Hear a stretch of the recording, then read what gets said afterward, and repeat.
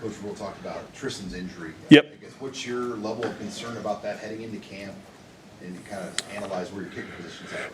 I'm good. I watched him kick the other day on Monday. It was a rehab thing, so I just was watching from afar just to see, what it looked like and what his reaction was. And I got him coming off the field. I was kind of looking at it and just more from an evaluation standpoint. And he was fine. Like he's kicking. He's just not at the point where he's going to kick off right now. In terms of that kind of push. So as of right now, I'm not overly concerned. Is that just a wear and tear injury? Did something happen? Yeah, it's pretty much so. The guys when they get into the situation where they're kicking, and we've dealt with this with the Carolina Panthers a couple of times. There's this kind of groin up and I'm not a medical person, but I just know that wears. It's not something where it's like a dynamic injury. It's just something like, if you're kicking year round at the quantity that we're kicking, sometimes they get a little bit worn out. Sometimes they never do. It's just one of those things that he came out of the spring okay, and then he was kicking on his own, and he came back in one day and he was like, this doesn't feel right, and we were kind of working through it, and then they did something. I don't know. Again, I'm not a doctor. It's not a major thing right now. It's just something that we've got to work through. The timing of it was actually good. I mean, obviously I'd like him to be kicking right now, but like if he had done that, if he had come into the training room this week or next week or last week, it would be way more of a concern. It's something that we've been dealing with and working on since early June. And the change this year that allows more coaches to work with players in practice and games, how can that impact special teams to have additional coaches, whether they're analysts or whatever, quality control, who are now out there on the field able to help you do the things you want to do in that aspect? It's a big help for me, especially because, I like to segment what we're doing. It really helps a lot in meetings as much as it does on the field. So, I was segmenting that anyway, but imagine in this day and age with the attention that these kids have, I'm trying to coach all 11 in a meeting or on the field. It just doesn't work. So to be able to separate those guys and to have guys that can coach. So, Garrett, for example, was taking the gunners over to another field, and he was working specifically with the gunners, the wide guys on the punt team, while I was working with the interior part of the unit. Now he can get help over there. So we can get some young coaches over there. Like Rashawn Melvin was a gunner for me in Carolina. To have him over there to be able to coach those guys over there on the gunner field is invaluable experience and teaching that can go on now for us to coach that at a higher level. Just using that as an example, and that example is across the board. So to have other guys that can coach those positions specifically, is really important. I'm going to try to operate this year as these rules come forward, and as I'm, learning more as I'm, over the years. I want to do it a little bit more like the offense and defense is done. And we're transitioning from this punt team out there, running against the scout punt return team to now individualized drill work and individualized positions. We're going to go through tomorrow and start with separation where, one of the coaches who couldn't coach before, Josh Martin, is going to have the shield.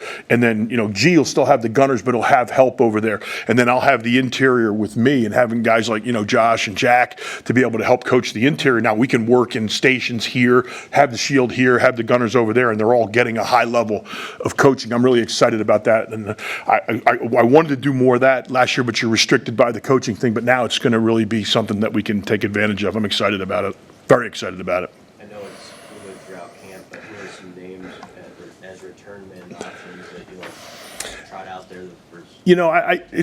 It's too early for me to say, but I can tell you that there's some young guys that have come around and have done it throughout the spring. This is kind of the development part of it.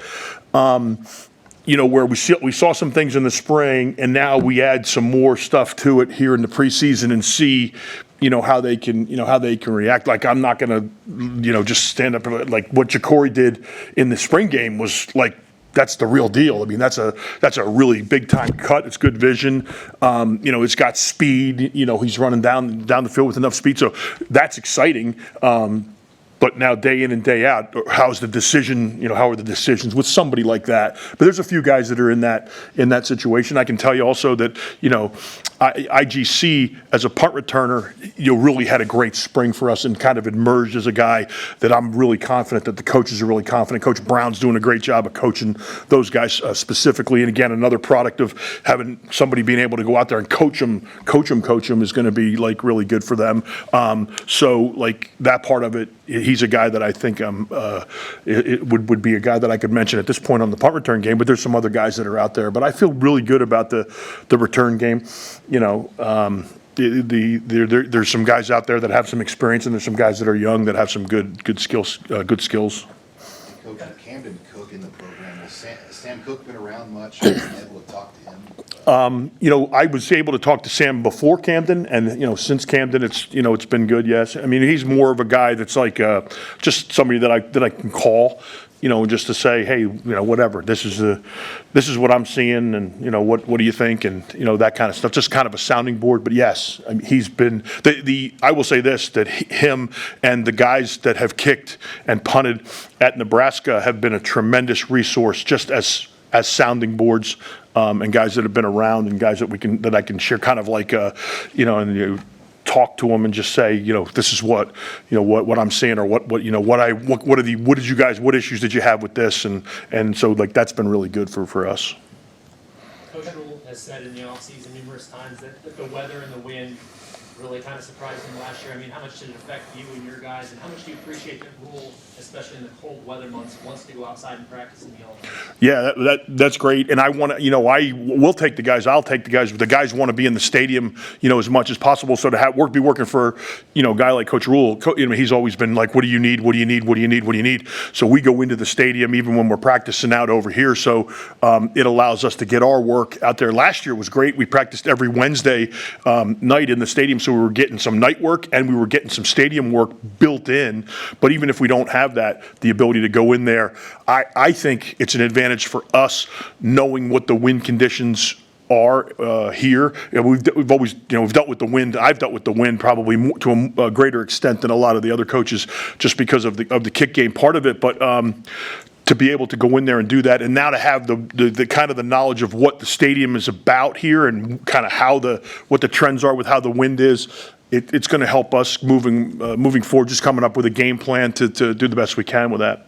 Kind of an offseason as Rashidi had, at least from what you've gathered. Brian, when we go back and look at the practice film, as we look at how he's advanced, what he's done with his body is striking. Like he is, we've gone back and forth with the body weight, but the body weight isn't really the issue. It's really kind of how he's kind of grown into this weightlifting, and Corey's done a great job with him. The strength guys have done a great job with him. So he's really a different kind of body athlete than he was when I first got here. So that's the most striking thing, is how he's kind of trimmed down, but he's more explosive and he's stronger. So that part of it has been really good. And then he's a pro. So he goes out there, and even when I was on vacation over the course of July, I'm getting the clips, and we're having discussions about things that he's working on. Hey, coach, today I'm going to work specifically on this and this and this. So he's at the point where, we're fine tuning certain things that we're going to try to do better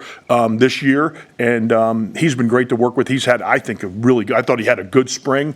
I think he's having a really good summer, and I'm expecting him to have a really good year for us. Y'all have to replace Marco.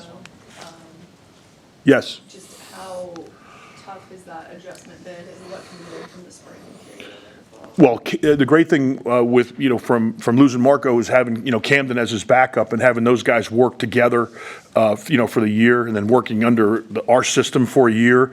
Camden, Marco had the preparation of being able to work and play as a college player at the University of Florida, so he had some experience. Camden doesn't have that game experience, but now he has the experience of working for multiple years, in the system here, and then with us last year. So I feel really good about Camden. He's another guy that's like, a pro, and Marco comes back here and trains still. So Marco's training here, and they're getting work together beyond just what he's doing in the weight room. So I feel really good about Camden. I really do. Camden he's a different kind of skill set than Marco.